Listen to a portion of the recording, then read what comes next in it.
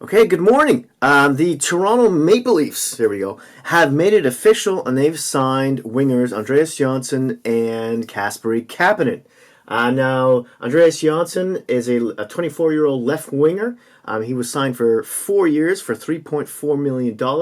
That'll walk him right into UFA status at the age of 28. Kasperi Kapanen, right winger, who's 22 years old, signed for $3.2 million for 3 years, and that'll walk him right back into RFA status. Now let's look up Andreas Johnsson. He is, as I said, he was a left winger, 5'10", 181 pounds, age 24. Last season with the Toronto Maple Leafs, in 73 games, he had 20 goals and 23 assists for 43 points and was a plus 14. In the playoffs, in 7 games, he had 1 goal, 3 assists for 4 points. He was a minus 4. This was his first full season, really, with the Maple Leafs. He got a little taste the season before. He's been tearing it up in the AHL. Last year with the Toronto Marlies, the Maple Leafs AHL affiliate, Johnsson won after they were limited by Boston. That's the first time around. He just tore up the AHL in the playoffs. What are his stats here? In 16 games, he had 10 goals, 14 assists for 24 points, and was a plus 13. He was the MVP of the Calder. I always mix those up. And there's a funny story about him, but I'll get back to that in a second. Kasperi Kapanen, now in 78 games this past season, had 20 goals, 24 assists for 44 points, and was a plus 12. In the playoffs, in 7 games, he had 1 goal, 1 assist for 2 points, and was a minus 1. Kasperi Kapanen came across in that Phil Kessel deal a few years back, if you remember that. He was the prospect.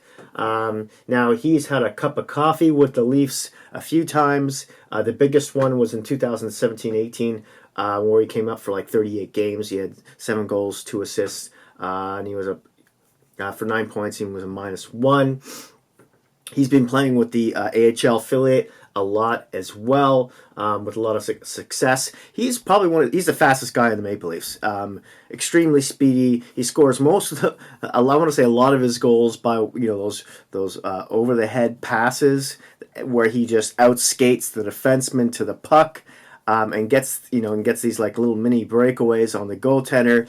He probably could have scored minimum 10 more goals, and I'm not exaggerating at all, if he didn't just miss the net most of the time. It's unbelievable. 60% of the time, this guy misses the net entirely.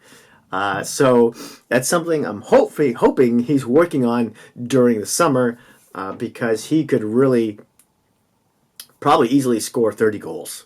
Yeah. So I'm looking forward to seeing him on Leafs again. Now, back to Andreas Johnsson. Now, this 5'10", 181 pound, 24-year-old left winger, I mentioned his stats too already, but he was the MVP of the playoffs. I mentioned that already. But the interesting story about him is that now he went in the 7th round. He was picked up by Toronto, 202nd overall in 2013. And a lot of the scouting report out on him was that he was talented. He had some good hands. He had good hockey sense. But the knock on him was that he tended to quit towards the end of shifts, and that and people were just staying away from him. They didn't think he was going to make it in the AHL. Now, Johnsson later found out that he had asthma after this, and so he started taking inhalers towards the beginning and the end of the day, and it just gave him a whole new motor. And for the Leafs, he's just this ambidextrous winger who can play first line, second line, third line, bring energy to any of those lines. He's a great puck pursuer. He's especially really good in front of the net, creating a little havoc in there in tight, and I think he's really going to blossom this coming year as well, especially when it comes into the playoffs. He's just that kind of a player. So there you have it. I mean, when it comes to offer sheets and everything, these probably were the two players who were most susceptible to it, because the only RFA left, of course, is Mitch Marner, who, everyone's talking about. The boogeyman offer sheet is coming for him, but that's the most unlikely scenario, because any team is going to have to minimum start close to $11 million or north of that, more likely, and they're going to have to give up 4 of their own first-round picks. That's just not happening.